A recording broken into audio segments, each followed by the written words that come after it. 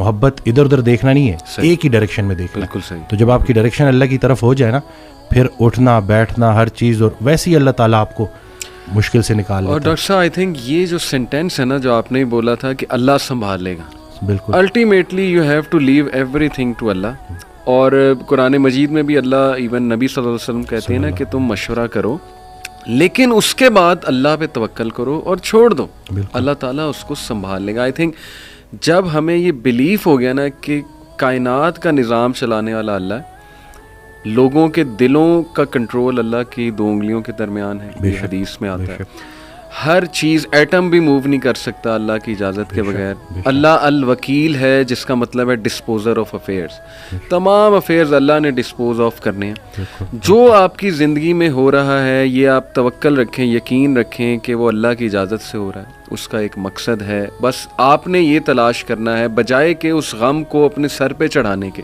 जैसे आपने कहा, you just have to find out कि यार ये आया क्यों है, इसका मकसद क्या है, ये मुझे क्या सिखाना चाह रहा है। और सजदे में जाके बंदा रो पड़े अल्लाह के आगे, अल्लाह से तकवीत मांगे, अल्लाह से कहे कि अल्लाह मुझे पर्सपेक्टिव दे। बल्कि मैं एक कोट पढ़ रहा था, even though he is a non Muslim writer है बहुत बड़ा, मेरे जहन से अभी खैर नाम निकल गया, उन्होंने बड़ी कमाल की बात की। उन्होंने कहा, O my lord make me brave and मुझे ऐसी सकत दे कि मैं अपने गम से वो रीज़न ढूंढ सकूं कि ये आया क्यों है। सुभान अल्लाह। यानी even though is a non Muslim, लेकिन ये कि इतनी उसमें अकल है कि वो ये दुआ कर रहा है। तो यही बात है कि विजडम फाइंड आउट करो कि ये क्यों आया है।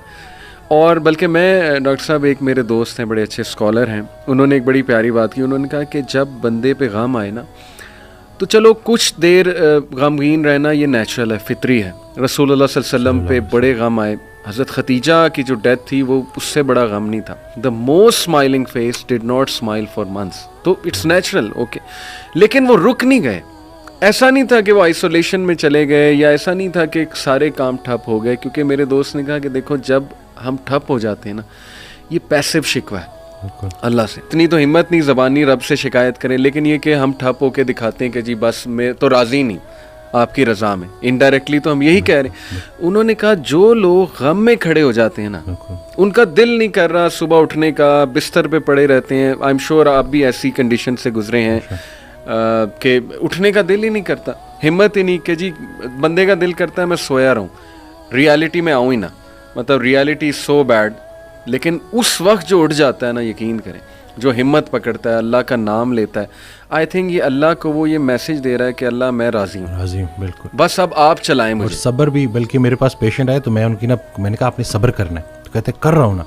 मैंने कहा कि सब्र तो ऐसे करना है कि दूसरा बंदा अपनी परेशानी भूल जाए। सब्र ऐसे आपने डिफाइन करना है कि दूसरा आपके पास आए और आप, क्योंकि ये यही सब्र है, बिल्कुल ऐसे। अब आपको मैं देख रहा हूँ, आपने अपने आप को चूर चूर कर दिया। और बाकी एक और बात कि अपने आंसुओं को लोगों के सामने रायगा मत करना, क्योंकि इन आंसुओं की खरीदार रहमत परवरदिगार है, तो उनके सामने बहाओ और फिर देखो कि क्या होता है। और बाकी एक क्वेश्चन बहुत सारे लोग ना मुझसे करते हैं एंग्जाइटी से रिलेटेड, कि हमें लगता है कि हमारे बाद हमारे बीवी बच्चों का क्या होगा।